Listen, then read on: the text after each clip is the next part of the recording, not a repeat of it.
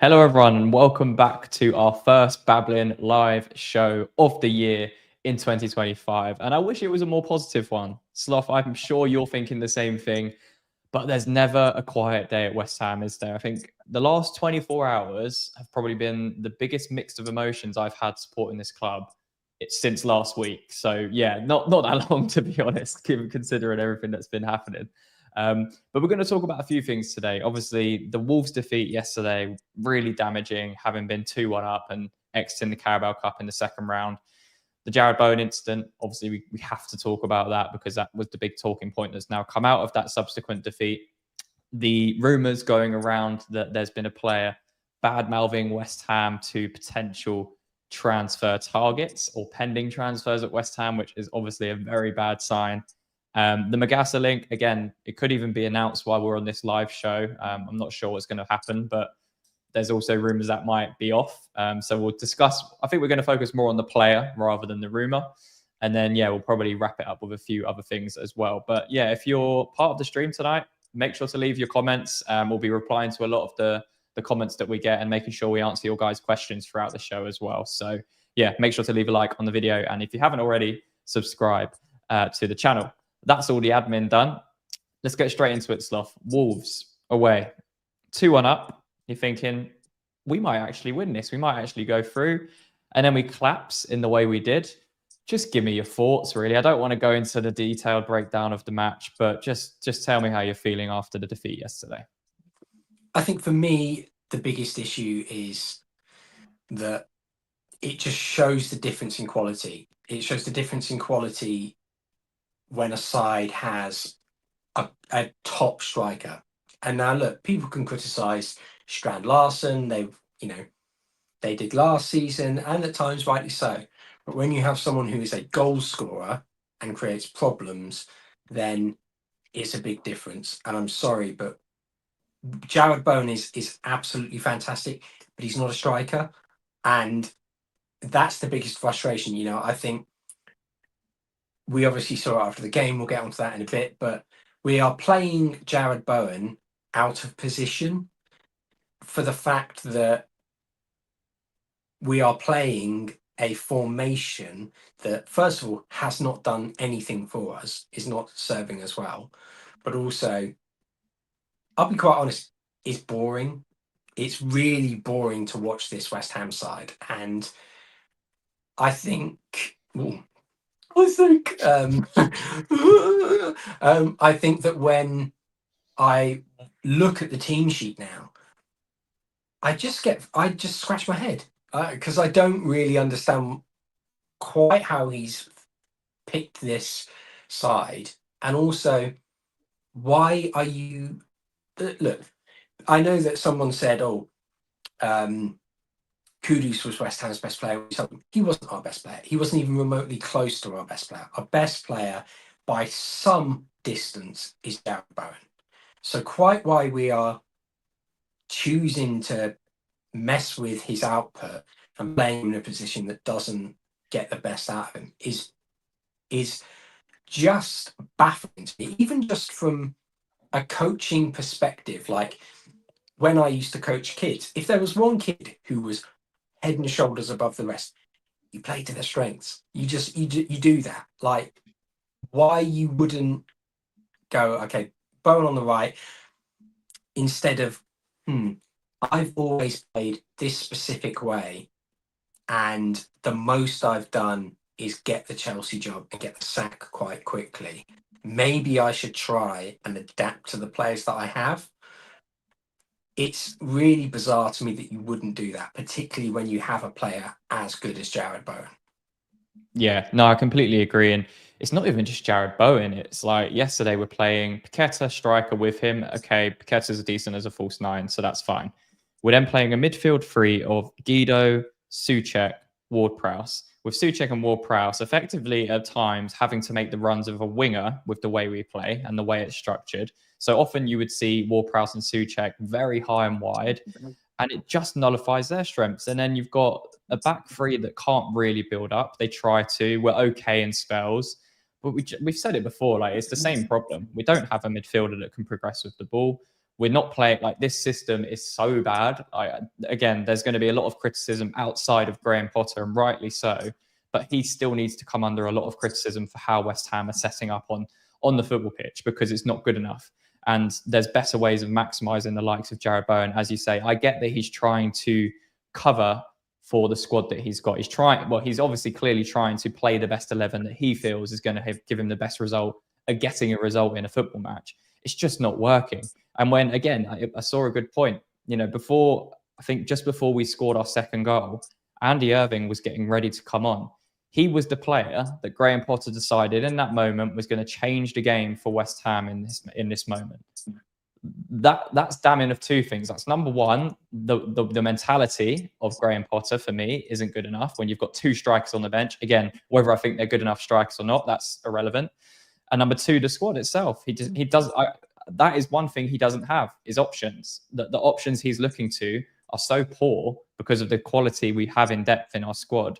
It's just not good enough. So again, with Graham Potter more specifically, he has to do better. Like, you have to earn your ranks as a manager to be afforded the time and the luxury of being able to buy who you want in the transfer market. In my opinion, I think you have to prove yourself a little bit. Again, you need some reasonable backing. You can't just give him Callum Wilson and Kyle Walker-Peters on a free and say, get on with it. That I completely understand.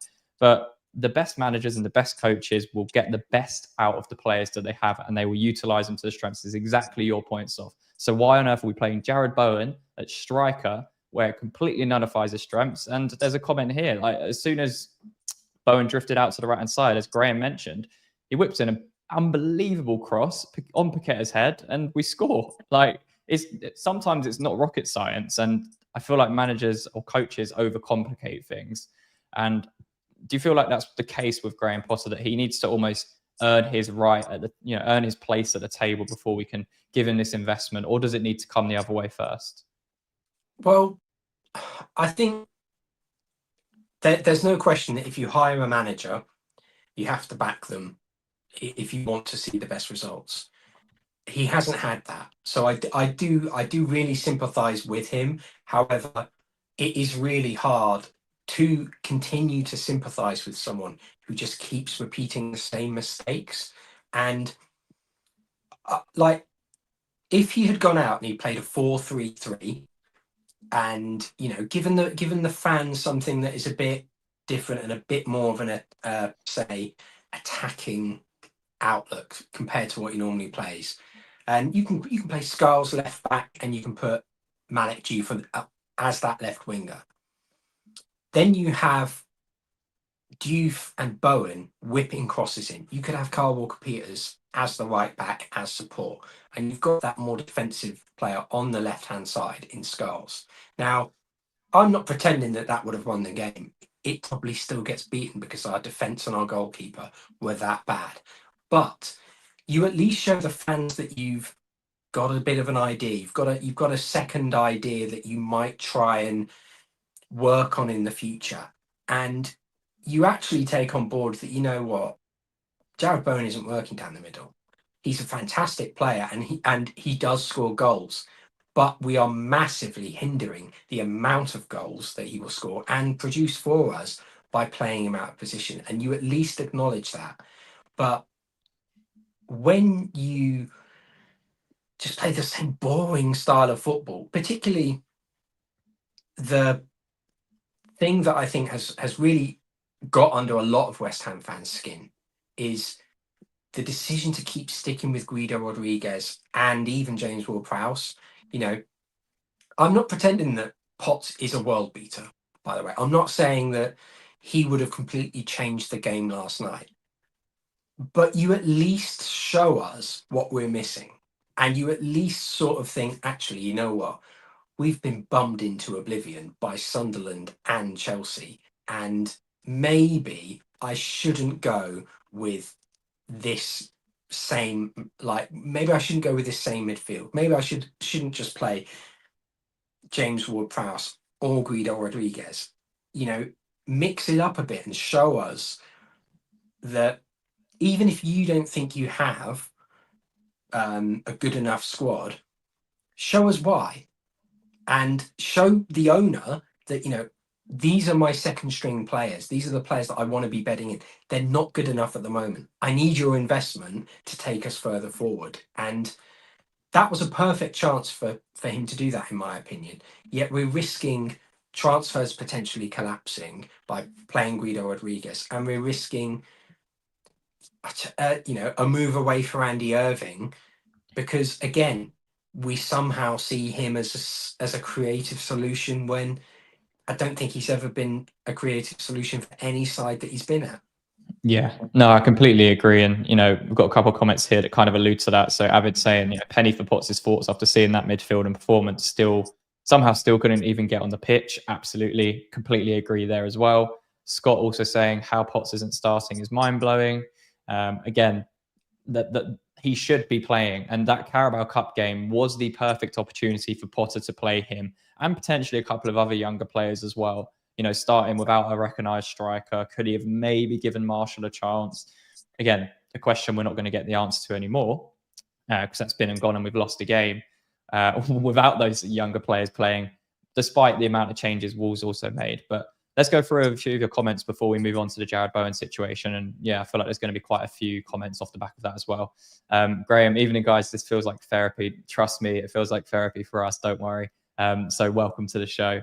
Rob mentioning worst start to a season he can remember, and Potter clearly does not know our best setup or use players in the best position. Absolutely agree. Let's just take a look at a couple more. Potter put in his philosophy over the strength of the squad. This is another point, right? So the principles of a coach, they'll try and keep them the same way, right? So obviously Potter's got this idea, he's got this influence he wants to have on the players.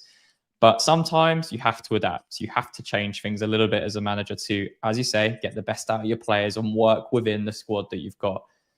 He hasn't got the signings that he's wanted. That's a completely irrelevant point to the now. The now is the squad isn't good enough for how he wants to play. He doesn't have the legs in midfield to play this system. The attacking force that he's trying to adopt isn't working with Jarrod Bowen as striker. So he needs to change it. He needs to find a solution as a coach to, again, West Ham should not be 20th and exiting the Carabao Cup and losing their first 3 games of a football season. Like, no matter who the manager is, we shouldn't be doing that. We're better than that.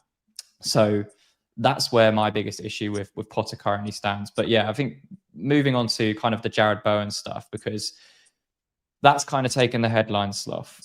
It was obviously a really disappointing defeat to Wolves. We were on the edge of going through, having played pretty mediocre. And then, as you say, Strand Larsen comes on, scores, got 2 goals, bang, bang. We collapse, we crumble as we normally do in those situations. Our heads drop, as we've said, for the last 2 games in the Premier League campaign as well. And then we see the videos emerging, 10, 15 minutes after that, of the incident with Jarrod Bowen and a fan, or a couple of fans in particular. So what are your thoughts on it before we go through some of the comments from other people on the stream? Because I have my opinion on it, but I wanted to get yours first. I think, it's difficult to really put it into context because I've only heard a couple of rumors about what happened. I don't know the full story. However, if there is one player at West Ham you can criticize, or you can analyze their performances, but you cannot slate, you cannot question their commitment. It's Jarrod Bowen, because he has been the talisman. When other players have let us down, he has continually stepped up to the plate and made a difference. Now, last night, as we've already covered, he gets an assist and he's asked to play out of position and he is trying hard. And I've made this point about a player we're linked with and that Wolves are linked with as well, Kristansa Suche. I want the attitudes of someone who is always going to give 100% when they get on the football pitch.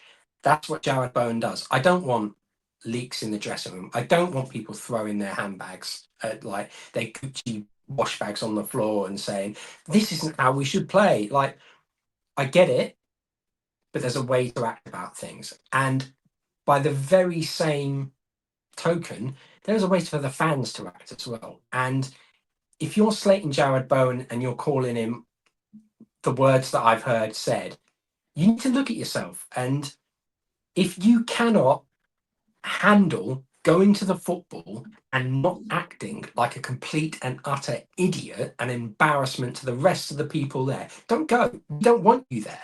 We don't want someone who's going to be there. Why aren't you saying that and taking umbrage to someone like Max Kilman? And I don't want to I don't want to seem like I'm just anti Max Kilman, but if you're going to criticize people's performances, criticize some of the ones who have performed poorly. Like, don't criticize the best player we've had in probably the past 20 years. Don't be a complete and utter muppet. And it falls under the same category of the fans who were verbally abusing David Moyes. I'm not saying chanting and saying Moyes out. That's not abuse. That's criticism. That is voicing your opinion. Abuse is when you are, standing there and telling him that he should F off and Prague meant nothing to you. That's completely unacceptable in my opinion. And that's the sort of thing that, quite frankly, I don't want you at the football club. It's obviously not for me to decide that. But if I was issuing bans, I'd say, you know what, mate, don't worry, we're taking away your season ticket. It's I know it's harsh and some people might not agree with me, but I don't think that just because you pay your money, you can abuse someone. You can voice your opinion, but you can't abuse someone. And I think those two fans, I think it was rumored to be two, they need to have a seriously long look in the mirror and just think, maybe leaving the house isn't the thing for me to do in the future. Maybe going to the football is something that, if I'm going to go, I stay quiet. It's just like, as you mentioned, if you're voicing your opinion, that's fine. But look, we're all frustrated. They would have been clearly frustrated. Look, they've paid their money. They've gone to the match. They've got the ticket. Absolutely fine. Like, voice your opinion as much as you want, but within reason. Like, there's, again, we don't know the full details of exactly what's happened, but I think we can pretty much guess what's happened from judging by Jarrod Bowen's reaction. Something's been said. Something's been said to Jarrod Bowen, and he's reacted. And the way to handle that was wrong from Jarrod Bowen. I'm not defending what Bowen did, but again, if you're getting called a specific word in the heat of the moment, most humans would probably react to that. And I think it shows, again, I've seen people saying online that, oh, this means Bowen shouldn't be captain. It's quite clearly not captain material to be reacting like that and behaving in the way he did. It's just not relevant at all. Like, he's captain in his football club. He's been captain in his football club for over a year now. We've spoke about it before on our channel. There's different types of captains. You're going to have captains and you're going to have leaders within your squad. Jose Mourinho said it fantastically. It's not always the person with the armbands that is the leader within the squad or leading. You can't really buy that. It's something that comes within a person or within a player. How many leaders do we have in that dressing room? Okay, let's say Jarrod Bowen isn't captain. Who are you going to give it to? Who's captain material? Other than maybe Souček. Again, Souček's a leader and a captain for me. He could fill that gap easily. But for me, there's no issue with Jarrod Bowen being captain. Let's not make that an issue that doesn't need to be an issue at all. We just lack leaders. We don't have a spine. We don't have a team that understands how to play in these moments. As much as the America preseason tour papered over the cracks on social media of, oh, we're together, we got a couple of wins here and there, the squad is really tight. We're not showing that on the pitch. We're crumbling every single time adversity faces us. Like, the slightest bit of adversity, we're just crumbling. And that happened against Wolves again. So I don't understand why people have a problem with Jarrod Bowen in terms of the captaincy with this situation. Like, that to me just makes no sense. It makes no sense. I think part of it is just misguided frustration. And, there were many issues at the club. Obviously, Potter's decision-making is one of them. And part of me thinks, if you're selecting a vice captain for this football club, surely you want someone who's going to, back up Jarrod Bowen. Can you really see James Ward-Prowse digging out players and backing Jarrod Bowen up? I can't really see it, because he's also a captain who's led his teams to relegation. So I also saw people saying Fulkrug should be captain. Oh, look. Like, how long? Where did that come from? Look, I want Fulkrug to be a success. I want to be wrong, but I am so sick and tired of the nonsense of pruning yourself at the side of the pitch. Oh, I'm going to do my hair. Oh, I'm stood there with my top off in the camera. I'm going to do my hair, and then waffling away on social media. And I know I'm doing it. It's a bit rich of me to criticize it, Yeah. but it's if you're gonna try and play this role of like, oh, I'm relatable for the fans, you actually have to walk the walk. You Yeah. cannot just go out there and put in what have been pathetic performances. He's been awful this season. Let's not sugarcoat it. He has been diabolical, and quite frankly, we could have dug up my granddad who passed away the other month, and he would have done a better job up front than Fulcrum. Like this is just where I think someone at the club has gone, I know what we'll do.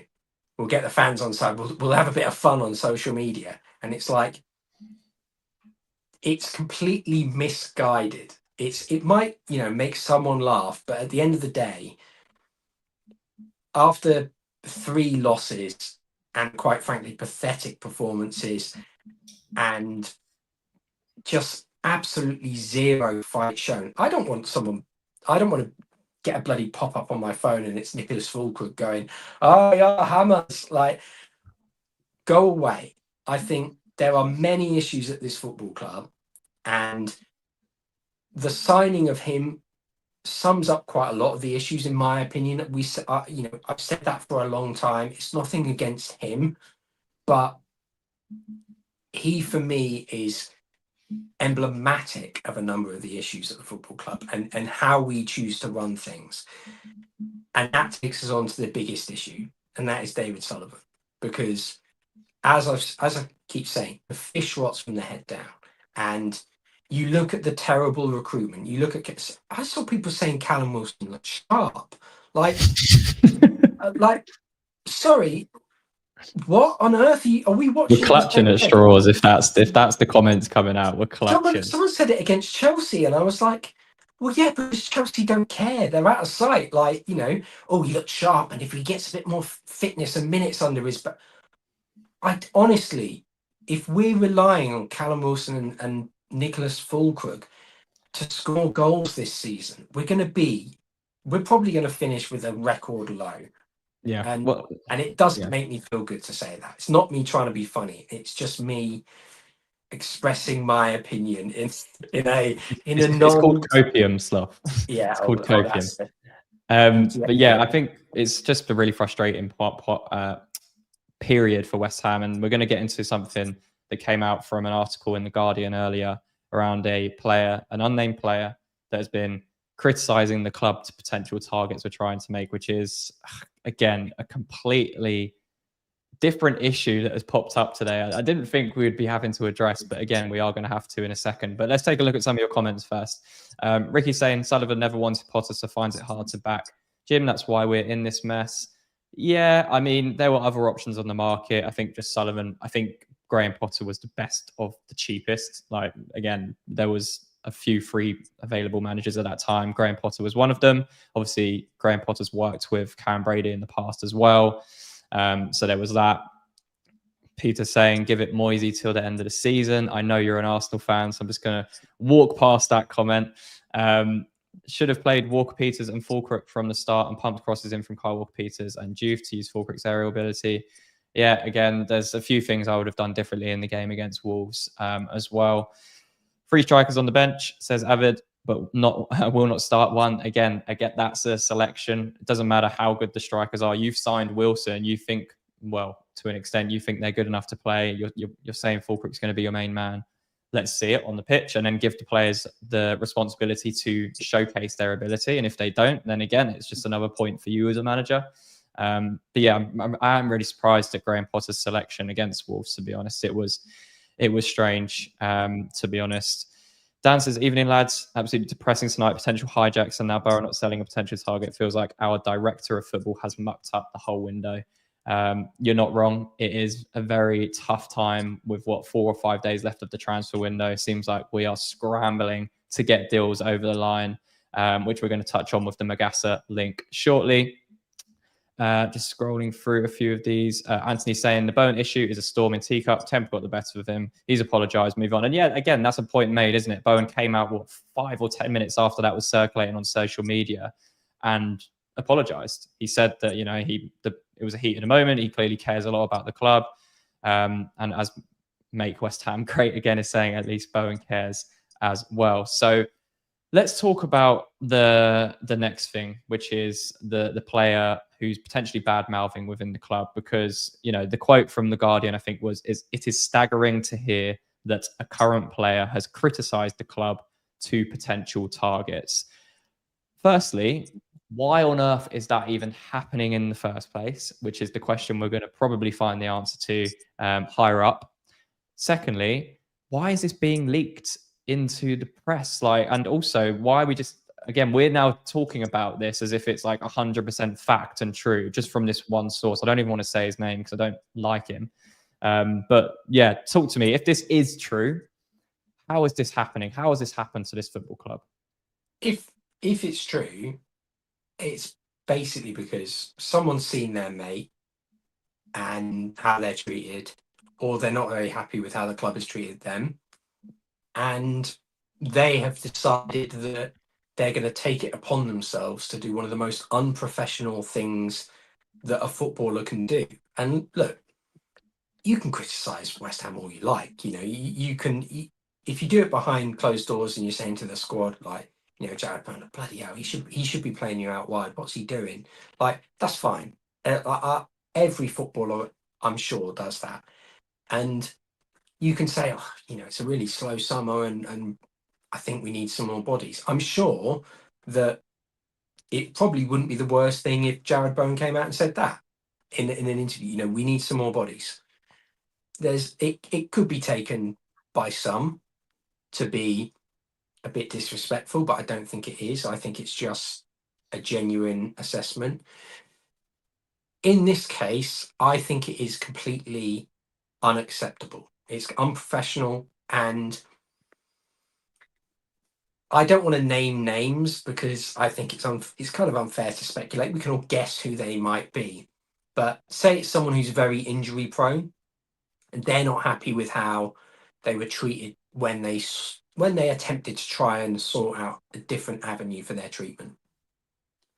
If that's the case, then I think that player needs a reality check, and they need some form of very serious punishment, because everyone has the right to treat their own injury in a certain way. If you disagree with the club, that's fine. But if you then don't like the fact that the club are holding out for a certain value or blocking a move, which it could also be another player, if there's a player who wants to leave and we are simply not getting the rate that we want for them, then I'm sorry, at the end of the day, it's irrelevant. West Ham have invested in you, we are paying you, and we dictate whether we sell you or not. Now, if it's the other end of the scale and it's a key player and they don't like how their mate has been treated, or the fact that they've been told they can find a new club, and yet they are telling other professionals who may be joining that they should stay away, for me, that is something that needs to be taken very, very seriously. And it's not just a case of a bit of light-hearted banter. This is multi-million-pound business, and it's a case that I would be trying to find out just how severely we could punish them, and if we could potentially even dock them the maximum amount of wages possible, because I think it's disgraceful. What do you make of this angle on it? So the West Ham Massive saying, good evening. To be fair, whoever this player is, they may not be acting in the club's interest. However, if a fellow pro asks a question, what are they supposed to do? So I guess the the question there is, if someone within West Ham right now, there's a player potentially joining, they ask them how it is. We've seen it all before, when people who have left the club, who have long gone past West Ham, and there's players within that club that they're also playing for, they'll ask them about West Ham. A lot of the times in recent years, it's been quite a positive experience, especially through the David Moyes second era, where we were playing European football. A lot of those players have only positive things to say about the football club, really. It doesn't seem like that's being the case now. So is it a question of, if this is happening, Sloth, if someone, if a fellow professional that maybe knows the player within West Ham is getting asked this question, what are they supposed to say if the environment is as bad as it is internally right now? Are they supposed to lie, or are they actually doing the right thing? I don't think that this comment would be blown up. Like, I don't think that this certain journalist is just going to say there is a player bad mouthing the club, or quite a serious accusation, really, for a player. I don't think they're going to make that accusation if it's just, I'd stay away, mate. Or if it's like, it's a bit of a shit show at the moment. That kind of because thing. he said criticize the club, which is, it says that there's a bit more to it. There's a bit more substance. If they just said, oh yeah, it's a circus at the moment, then I don't expect that to fall under criticism. I think if they're saying that a player has gone, you should really stay away, this place is a real mess, and the only way it's going is down, you deserve better, that kind of thing. Like, if it's that level of criticism, again, for me, that's unacceptable. Because how are you supposed to recruit if that now becomes public knowledge that the dressing room is that sort of tumultuous? Then how on earth are you supposed to recruit players who are actually going to improve things?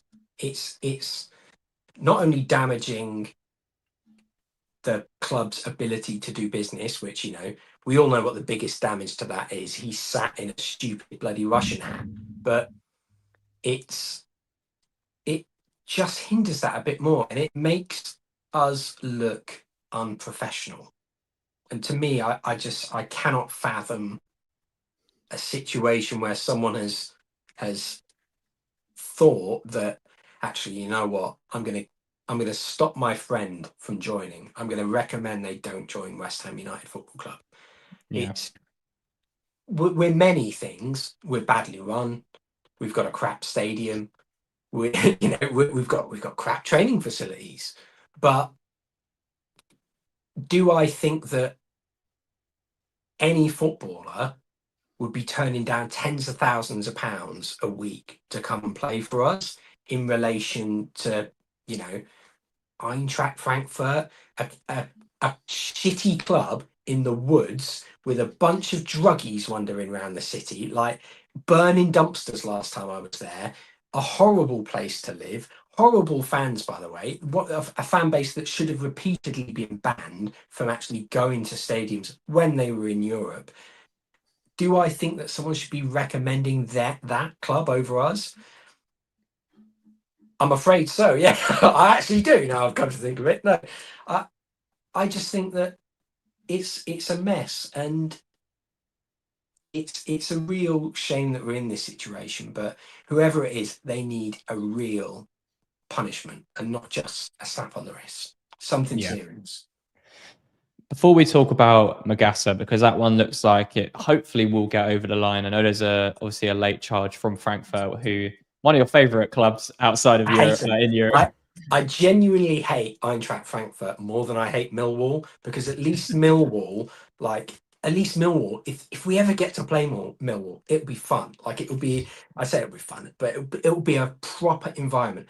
Eintracht Frankfurt is just a horrible place. It was a horrible experience going there, and again, horrible fan base. So I genuinely just can't stand that tiny little club. Well, if Magassa does sign, I'm sure he's seen that clip, and that's his deciding factor to sign for West Ham instead of Frankfurt. But one player we are now supposedly back in the market for is John, Big John in goal. And yeah, it looks like we're trying to get him on a loan with an option to buy. Well, there's been loads of yeah, there's been loads of stuff. So firstly, the loan has been agreed, or the loan is close to being agreed, is what Sky Sports are saying, with an option to buy. Other people are saying they're ignoring us. We're trying to get a loan deal over the line. And to be honest, that is what I would do if I was Botafogo. I would completely ignore any attempts from David Sullivan to do any more transfer business with West Ham. But again, quite damning of the goalkeeper situation. Again, that's where Graham Potter also comes under some criticism in this recruitment process. Yes, we haven't signed correctly. Yes, we haven't got the players in that we needed to and addressed areas we needed to. But Hermansen was a player Graham Potter liked. He was a player that he wanted to sign. He's got that player, and he's looked terrible. He's looked really poor in his first few games. And to be honest, he has to be criticised. No matter if you're a new player, someone that's been there 2 years, if you're being signed as a £20 million goalkeeper or whatever it is, and you're one of the top targets for Graham Potter in goal, this was used as a decoy originally to get Hermansen, and it was great business from West Ham at the time.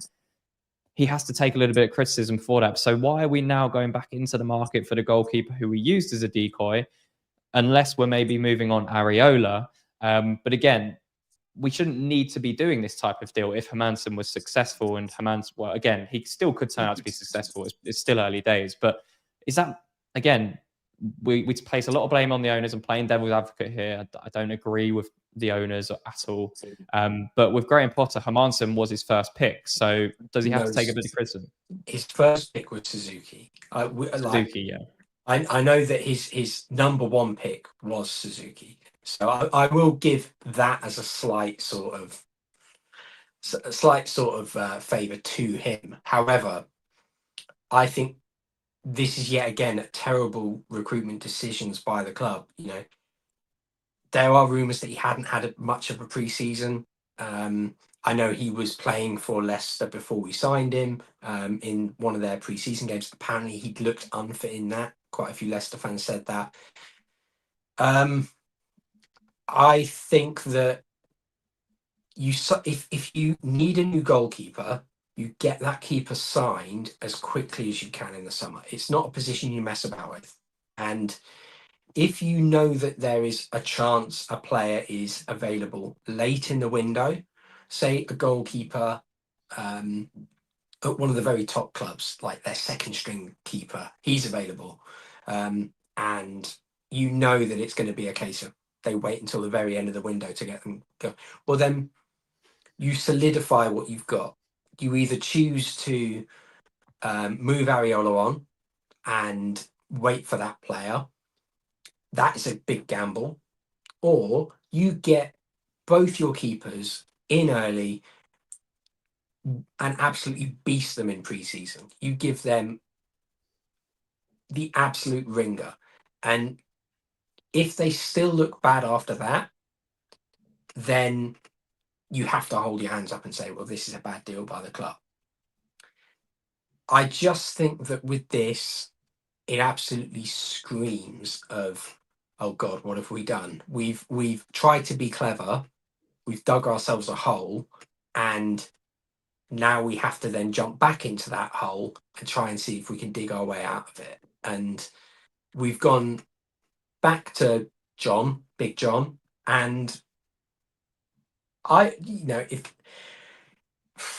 if I was him, you probably still want to play in the Premier League, don't you? You probably still want that move to West Ham. However, it would be very sweet to dodge those calls, and I do think that this is all our own making. It's completely embarrassing that we're even in this situation, but I do think that I think we could well have been better off just keeping Fabianski for another year and moving Areola on to whoever would have him, and then looking to get another keeper in. If we want to go and get someone like bloody Johansson from Stoke or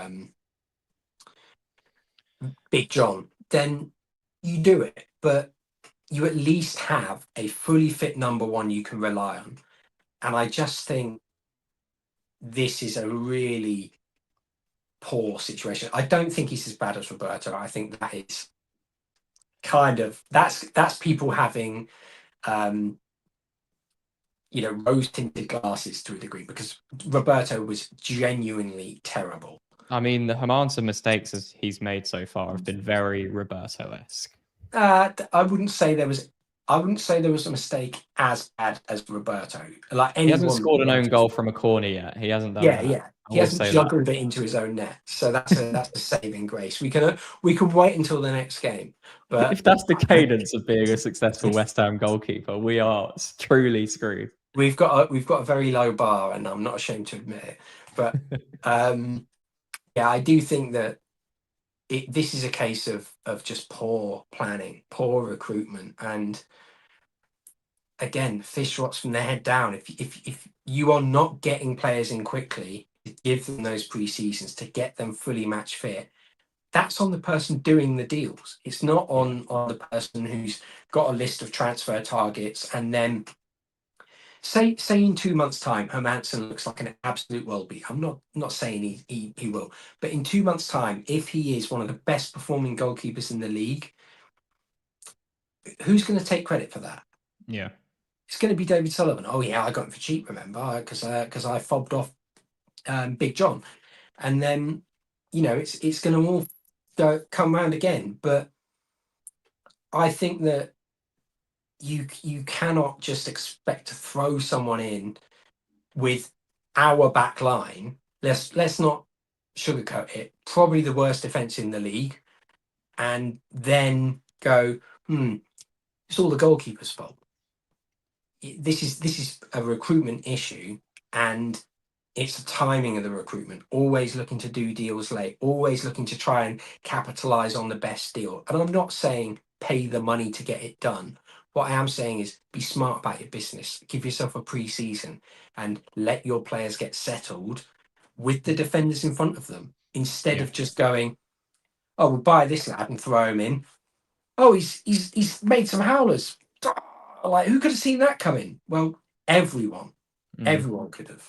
Yeah, I think it's a bit of both. But as you say, like the whole transfer strategy and recruitment process this summer has been diabolical. We mentioned, I think I saw a tweet the other day where the players we've let go or sold or moved on could have made an entire starting 11. Yeah. And I was looking like, would that starting 11 actually beat the current starting 11 West Ham have? It'd be pretty close. It wouldn't be that far off. So that's the issue. We haven't recruited well enough. We haven't recruited fast enough. We haven't recruited smart enough. And it comes down to a little bit of a blend. And as you say, a lot of Potter's targets have been deemed too ambitious by the board, which is, again, as Avid's saying here, according to Sully, all of Macaulay and Potter's picks were too ambitious, meaning cost too much. But again, as Kaylis mentions, that's pretty much Sullivan admitting he's not ambitious himself, because we're not trying to get Isak or Salah or Wirtz, or we're not trying to sign these players. Suzuki's a reasonably ambitious goalkeeper to go and sign that West Ham could have made happen, I think, anyway. But again, Sullivan has his ways of doing things. Sullivan didn't want Hermansen. He did not want him. He wanted Big John. He was pushing for Big John. We were signing Big John. He was at the airport. He was waiting for West Ham to come and pick him up. And then we changed it. So basically, I can't swear. But yes, this is what I would say if I could swear on this YouTube video. So yeah, the board, in particular David Sullivan right now, is an absolute mess. And it seems to be regressing under his ownership. That's the issue. We're starting to get worse as a football club. And again, do I think Graham Potter is good enough as a coach long-term for West Ham? No. Do I think Graham Potter in the short term is doing well enough with the players he does have? No. Do I think David Sullivan has backed him well enough to give him enough ammunition to start to continue to progress with this football club? No, nowhere near enough. He signed Callum Wilson as his striker replacement for Antonio. We've got rid of Ings, and we're keeping Fulkrook, 31, 32-year-old injury-prone Fulkrook. So now our striking options are terrible. We're playing Bowen striker, which again is Graham Potter's doing, but In some ways, it's not because of the players we have available. And it's kind of a circle. We're just going to keep going around in circles of I blame David Sullivan because he hasn't signed these players. Graham Potter. Then we'll go, I blame Graham Potter because when we watch the 90 minutes, we are so bored. We don't do anything with the ball. We don't do anything without the ball. And we're extremely easy to play against, conceding 11 goals in our first 3 games this season across the board against Sunderland and Wolves, 2 teams you would say are relegation candidates alongside West Ham, regardless of whether it's a cup game or not. And Chelsea, who decent team, but should not be winning 5-1, rocking up to our first home Premier League game of the season and beating us 5-1 as convincingly as they did. That's the issue. There's so many different people you can blame for this entire situation, but we're going to just keep going around in circles because, as you mentioned, it stems from the top up. So until we change the structure of this, we're just going to continue to have these conversations week after week, month after month, year after year. And at this point, my biggest issue at the moment is I'm genuinely concerned for this football club because we haven't got that platform or blanket that maybe managers have done in the last few seasons when we start performing really poorly. You know, David Moyes, first half of that season, we were, top 6, top 7. I think we were 9th at one point. And then, we just continually started to lose football games in the second half of the season, which was really, really poor form. That was kind of like relegation form. But we'd done enough to save ourselves in the first half of the season. Lopetegui came in. We were flirting around 13th, 14th. We decided to make the change to Graham Potter. We ended up going backwards, but we've got enough in the bank. And the promoted teams that were in the relegation battle were so poor. This season, you've got Sunderland coming up, Leeds coming up, and Burnley coming up. Again, 3 teams you'd probably expect to go straight back down or in with a chance of going straight back down, especially with the bookmakers. They had them pretty firm favourites to go back down. But they've actually started quite well. Or on paper, they've started well. Sunderland have beat us 3-0. Leeds won their first game. They lost to Burnley. So Burnley have picked up a win. All these teams around us have picked up points. We're bottom of the Premier League with -7 goal difference after what, 2 games? 2 games. And you look at West Ham, this is the issue. You look at West Ham's fixtures coming up next. Where are the points coming from? Forest away, Spurs at home, Palace at home, I think Arsenal away. Like, these are not easy games on paper. And even the easy games on paper, you wouldn't back West Ham to win at the moment. So I'm genuinely concerned that we are not going to be a Premier League club next season, which has much wider ramifications and impacts on this football club than what we're discussing today. That could really kill this football club. People talk about West Ham being dead as a football club. It's not dead. It's not dead. We're in a very difficult period that we're trying to navigate out of. And it's going to be very difficult to navigate out of that. But we have to find a way. And it's stupid that I'm sat here talking about this with 36 games left of a Premier League season because there's so much time to turn it around. But all it takes is a couple of wins and people will start talking positively again. Like, that's all it takes. But where are they going to come from? They're not going to be plucked out of thin air. They're not going to happen with the way we're playing under Graham Potter, with the players that we've got. And, we've got 4 days now to bring in players that are going to change the trajectory of our season, which is a scary thought. However, rant over, Slough, passing over to you. Talk to me about Magassa on a more positive note, because he's coming in. It looks like he's coming in. I hope he is. I hope he signs. I hope he gets it over the line to come in to play as that number 6 for West Ham, really. Still only young. Again, a player that we shouldn't be expecting to light up the Premier League straight away and be starting and playing 90 minutes every week. But is it a positive signing for you? Is it one that adds a little bit more dynamism to that midfield? 100%. I think he's definitely a massive improvement on what we have, if not just in terms of his athleticism, physicality, and technical ability. I think it's a big step forward. I did a little video on Hammer's Chat about him as well, where I kind of said that the one thing that I like in comparison to the other central midfielders we've been linked with over the past sort of month is that he's actually comfortable stepping back into that centre-back position. And that's something that players like Macau and Cisse just haven't really done. He is, as I mentioned, very strong in the air. He is a good progressor of the play. He can carry the ball well, but he's not exactly the most attacking. He's not exactly got the most attacking mindset, and he won't be getting goals and assists unless you just chuck him up, from a set piece or something. But even then, I think it's a very good addition to the midfield. The slight caveat is that he hasn't played that much over the past sort of like 18 months. And that's mainly just because Dennis Zakaria has been so good for Monaco.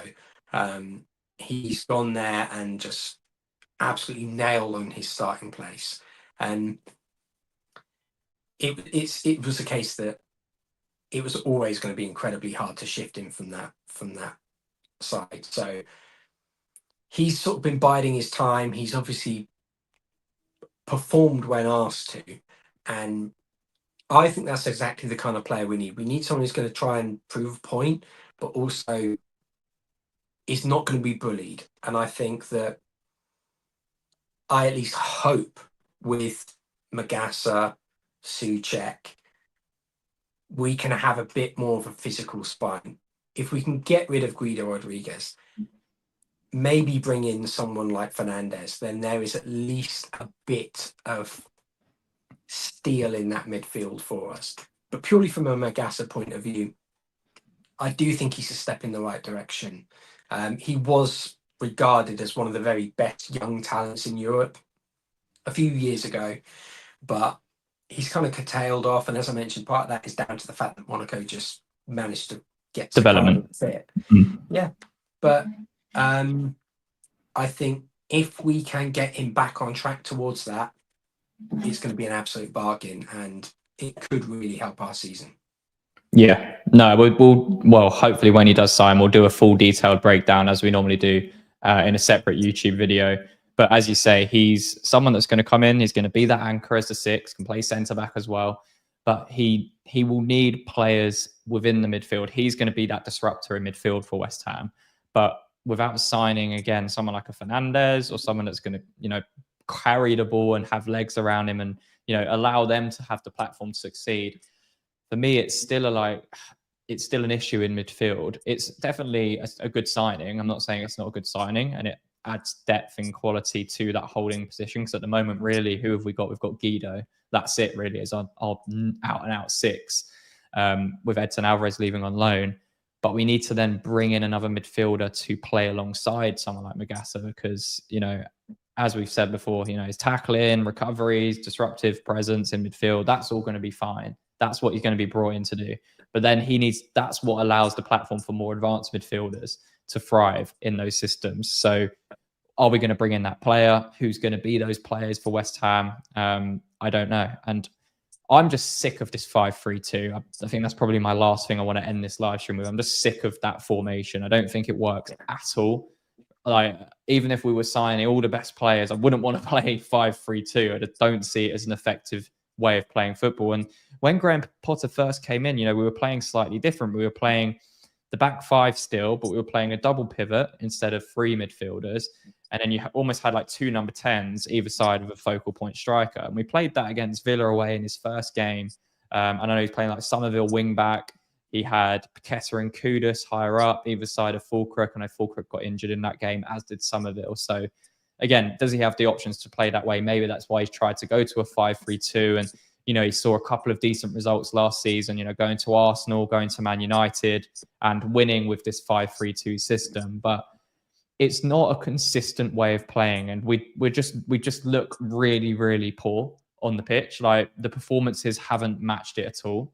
So I think that's also added to the panic and the hostility within the fan base, is the fact that we have been so poor this season. When we're playing a football match, outside of the noise from transfers and the dealings of the board and everything else happening, the performances on the pitch have been so poor, bar like 5 or 10 minutes within each game, which we've mentioned before. Like, for the last 2 seasons, the biggest issues with West Ham have been we've been relying on moments, and it was one of the things we were quite critical of with David Moyes when he was leaving, is towards the end of his tenure, 100%, he was relying on moments from the likes of Bowen, from the likes of Kudus to produce something. Well, we're still in August 2025. We're playing Wolves away. We're relying on Souček to bail us out of a header. and we're relying on Bowen to produce a moment of quality to put in an unbelievable cross for Paqueta, we're still at the same point. We're still relying on these individual moments. So again, we might have a little bit more control building up and it all looks a little bit more pretty, but there's no substance to it. So this 5-3-2, I just hate. Like I'm not on board with it at all. I don't care who we sign, how we try and play it. It's not for me. I don't think it's a good enough system, and I'll be surprised if Potter continues to play the same way. Because as you said earlier, stuff like that's a big criticism of Potter. He's not learning from the mistakes that he's making as a coach as well. So final thoughts on what's happening at the moment. I feel like we've addressed most stuff. We probably missed like 5 new pieces of news that have come out, but hopefully we'll have a Masa breakdown video for you this week if he signs. Hopefully a couple of other players as well. Obviously the deadline is fastly approaching this weekend. So yeah, we've obviously got a really tough game as well against Forest before the international break, before like a 2-week reset for West Ham, before then playing Spurs at home. So yeah, final thoughts before we wrap things up. I think, even just for the fans, we need to see some change from Graham Potter. We need to see a lot of departures and a lot of new signings, but I think he should go 4-3-3. I really do. I think if you can, even just like, a 4-2-3-1 or something, if you do that, you instantly change the mindset of a lot of fans that you're going for a defensive setup. And as I mentioned, at the moment, if Somerville was fit, then you've got Bowen and Somerville either side of whoever the heck crippled player we choose to play up top. But if we sign someone like Francolino Jew and then we play him up top, you're packing pace up there. You are absolutely a threat to any side on the counter. Do I think we'll do that? I don't think we will. I think we'll phantom bid FC and we'll observe many talents and see what happens. But the key thing is that Potter needs to show that he's not just a busted flush. He's not just going to keep going with the same tactics that keep getting us defeats. And these aren't just, unlucky losses. These are thrashings. And if he does not change that, then I think he will go very, very quickly. It's a case that I am now frustrated that Jarrod Bowen is being sacrificed to play such a poor system. And if that doesn't change, I really do worry that if we don't turn things around by January, someone's probably going to come in with a cheeky bid and try and unsettle him a little bit. And we've got to hope that, first of all, we don't find ourselves in a position for that.